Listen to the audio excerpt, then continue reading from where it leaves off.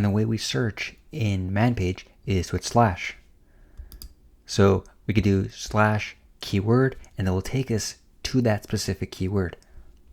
So we could do, for example, slash -l, and that'll take us to all occurrences of the -l. But in this case, we want to look at examples on how to use the find command. So let's go ahead and do slash examples and hit enter. And we could see all occurrences of the word example are highlighted. But we could hit the N key in order to continue to scroll down, and it'll take us to that specific keyword. We could just hit the N key. So let's just continue to hit the N key until we get to these examples. We see plenty of examples that are quite robust on how to use this command. Now, a lot of this is unfamiliar since we haven't learned it yet, but we could see that all of these have a description to go along with it.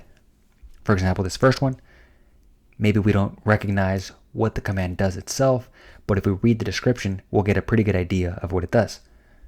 So it says, find files named core in or below the directory /temp and delete them. And if we start to read this, we see find /temp name core. So just like the description tells us, right? It's looking for files with a specific name, and it's using that with the option of -name. And we could see, if we continue to read, it gives us a little bit more details on what it does in terms of escaping specific characters, but we have a decent idea of what that command does.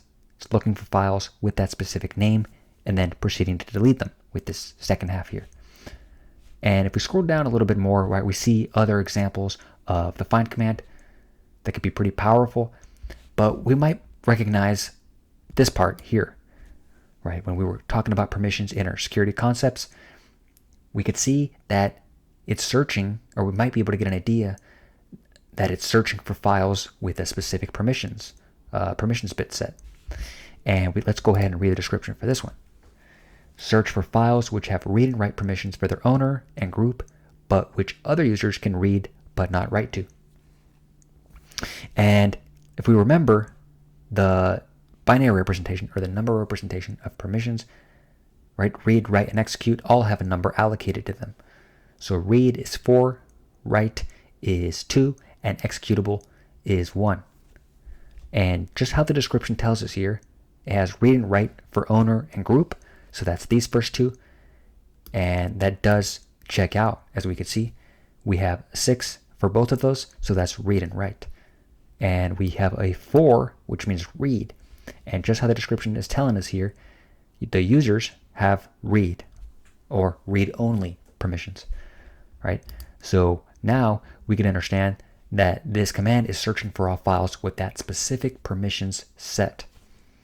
And we can continue to read more examples down here and start testing these out ourselves. But we can see what this command does, right? And we could do all of this right here in the man page. Now, yes, we can Google and search for these commands, right? Search for examples of the find command, and that's very helpful. But the concept explained here is that we can do a lot of this right here in the man pages.